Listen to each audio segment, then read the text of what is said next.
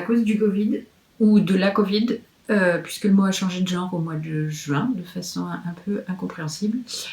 Les traducteurs et traductrices ont encore moins que d'habitude l'occasion de sortir de leur grotte. Mais grâce à la ténacité, l'enthousiasme de la formidable équipe du salon Lire en poche, je suis à la fois heureuse et émue de pouvoir, de vive voix, vous remercier d'avoir distingué le roman de John Boyne, Les fureurs invisibles du cœur. Je veux aussi exprimer toute ma gratitude aux éditions Jean-Claude Lattès, qui m'ont offert plusieurs mois de bonheur avec ce texte et continuent à me confier les romans de John Boyne à traduire. Je remercie évidemment les éditions du Livre de poche qui ont donné une deuxième vie à ce personnage incroyablement romanesque, Cyril Avery, avec lequel j'ai tellement ri. J'ai beaucoup pleuré aussi, puisque je pleure sur mon clavier en traduisant. Et contrairement à la mère adoptive de Cyril, qui est romancière, et qui trouve que avoir des lecteurs et du succès est terriblement vulgaire, moi je me réjouis que ce livre soit lu et remarqué. Merci encore.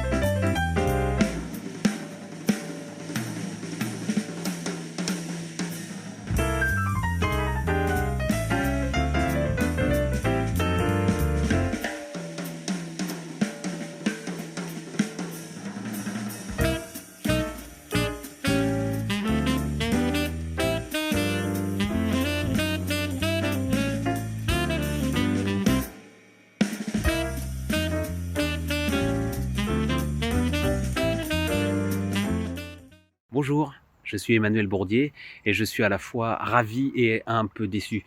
Un peu déçu parce que la magnifique manifestation de Lire en poche n'a pas l'éclat des années précédentes puisque la soirée de remise des prix a été annulée, mais je suis ravi car j'ai eu le prix de littérature jeunesse cette année. Donc alors voilà, il faut faire un petit effort d'imagination et on va imaginer que je suis sur la scène. Alors qu'est-ce que j'aurais dit ? J'aurais sûrement envoyé une petite vanne à Pascal Brissy, j'aurais sûrement remercié Fab Caro parce que c'est le gars qui m'a fait le plus rire avec ses livres dans les derniers mois. Dans une période où on a plutôt envie de se mettre en boule et de pleurer dans son masque. J'aurais également remercié évidemment les éditions Nathan de m'avoir soutenu encore dans cette aventure, Lire en poche de m'avoir sélectionné. J'aurais forcément glissé un petit mot doux à ma muse qui est déguisée en chouette. Mais surtout, j'aurais remercié tous les élèves qui ont voté pour moi et pour mon livre Étoile filante. Ça me va droit au cœur. Donc merci à tous et à toutes d'avoir voté pour moi. Et c'est un livre qui parle de la curiosité musicale et de ne pas rester dans des schémas un peu médiocre d'écoute musicale qu'on nous impose.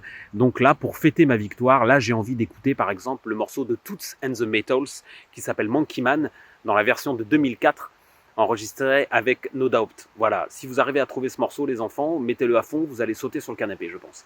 Merci à tous, c'est un honneur d'avoir ce prix dans ce beau salon que j'ai déjà côtoyé plusieurs fois, mais pas en tant que lauréat. Donc merci beaucoup.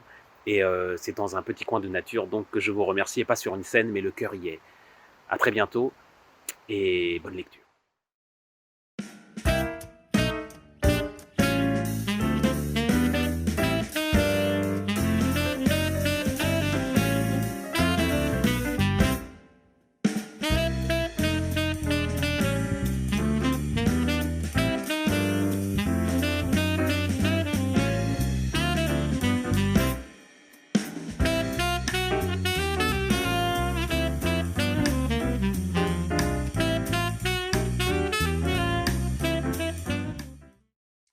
Bonjour à tous, alors c'est avec une très grande joie que je viens d'apprendre donc que j'étais le lauréat du prix Lire en poche de Gradignan pour le 12e chapitre, voici. Merci beaucoup pour cet honneur, ça me touche beaucoup et je souhaite donc remercier un peu tout le monde, c'est-à-dire les organisateurs, les bénévoles qui sont toujours très importants, la municipalité, les sponsors, et également vous, donc, lecteurs, lectrices, pour m'avoir attribué ce prix. Malheureusement, nous ne pourrons pas en profiter ensemble lors de ce salon qui sera repoussé à l'année prochaine, mais je compte bien venir donc en 2021 pour vous remercier de visu. Encore un grand merci, prenez soin de vous, et puis on se dit à bientôt. Merci.